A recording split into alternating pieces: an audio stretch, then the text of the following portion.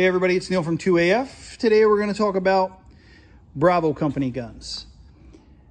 Bravo Company guns are available in a wide variety of configurations.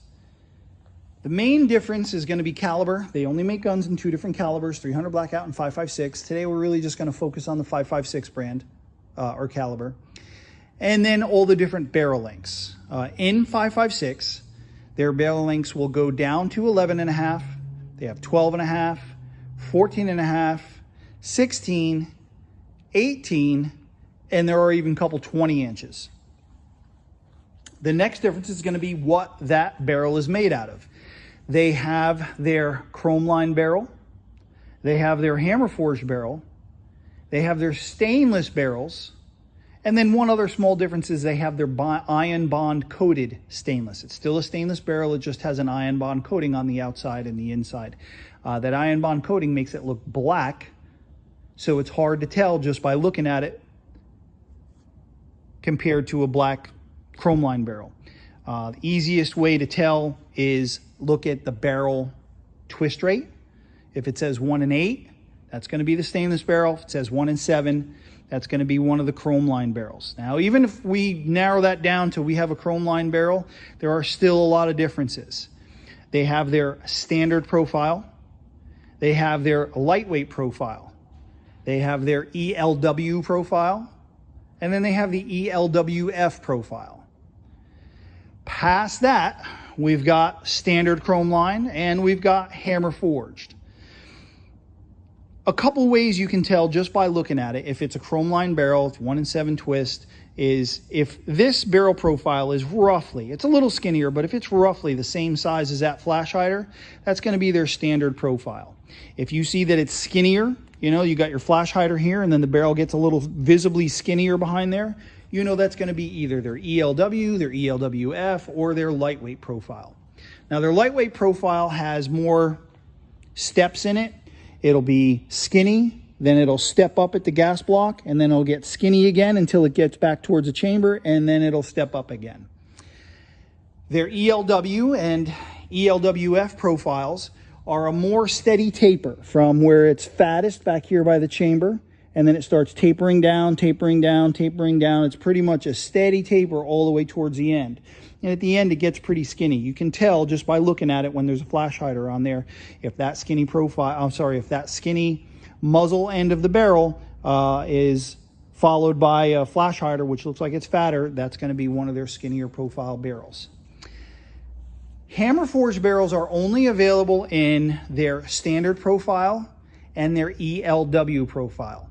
ELWF, the F just means it's the enhanced lightweight fluted, and you'll be able to see the flutes in the barrel. ELWF profiles are not available in hammer forged. If you see this BFH logo here, it's like a little hammer and then the handle says BFH, Bravo Forged Hammer. That means you're going to have a hammer forged barrel. That's a factory upper or gun that's made with hammer forged, a hammer forged barrel. If it does not have that marking, it's probably not going to be a hammer forged barrel from the factory. Another difference is going to be their MK2 uppers, right? So this gun, you see it does not have that BFH logo. It would be right here if it did. But you can see this larger extended area in the upper, which is different than the standard upper. If you see this larger extended area here, if you see that it has the forward assist is pushed forward so that a left-hander can grab onto the charging handle a little easier. If this forward assist is pushed forward into this brass deflector, that's an MK2 upper. At least for now, the MK2 uppers have the patent pending mark here. And then MK2 uppers also have, you can see where you can see right through to the other side here. That small vent area, it's on both sides, of course. That's for when you're shooting a suppressor. Those are all the features of the MK2 upper. There's another feature inside too, like right under this area here, there's a deeper pocket built in. And again, that's a chamber for gas to build up for when you're shooting a suppressor. So those things will show you right away if it's an MK2 upper receiver. BCM guns are all going to come with their gunfighter stocks, gunfighter grips, gunfighter trigger guards, and PNT triggers. PNT stands for polished nickel Teflon. The bearing surfaces between the trigger and the hammer and the disconnector have all been polished. That's the P portion of PNT. And then it's coated in nickel Teflon, which is, of course, the NT portion. What that does for you is it gives you the rugged reliability of a good mil-spec GI style trigger, but it feels better. It feels smoother when you pull it. There's not like creeps or stages or anything. And it actually is going to break a little lighter because of those polished surfaces and the coatings that they have applied to them. Lots of sling points on these guns. The gunfighter stocks have a QD on either side. Comes with a QD end plate if you prefer to put it in towards the receiver. And then the guns that come with M-lock rails or key mod rails will have sling points that add to the rails included in the box of either your uppers or your full guns. The QRF or the quad rail 4N guns don't have that because there is a QD built into the rail. We've also got the gunfighter charging handles we were talking about before.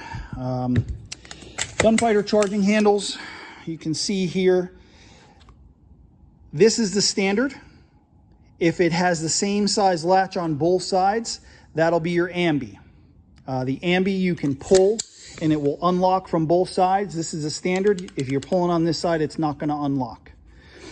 We have more surface area here and it extends out further. This is the medium. They have a larger one as well that comes out even further than that if you prefer. And then the gunfighter charging handles also have this large area here built up. And again, that's to block gas from coming back if you're shooting with a suppressor. So, Bravo Company complete rifles come with tons of options right out of the box. There's not a ton more that you really need. Of course, this is America. You can set up your gun however you like, for whatever reason you like. But these guns are excellent running right out of the box. Get yourself a sling, get yourself some way to sight it in, some type of sights, and probably a light, and that's really all you're going to need. Most of the time they're going to come with these gunfighter comps. There's different styles. The gunfighter comps are going to be better than your standard A2 flash hider. Easy enough to change them if you like. Even on the pinned and welded models like this 14.5, it's not hard to change it if you got the gun to somebody who knew what they were doing. So again, excellent guns built for a lifetime of service. Boring reliability out of these guns. Very, very few issues. Built right, built with care, built with proper tools and proper assembly and a ton of QC. So again, it's Neil from 2AF. If you're interested in stuff that's coming in, always sign up for the notifications on our website. And the Recce 16 with hammer forged barrel and Recce 14 with MK2 upper are on there as we speak. All right, if I can help with anything else, just be in touch. Thanks again. Thanks for being 2AF.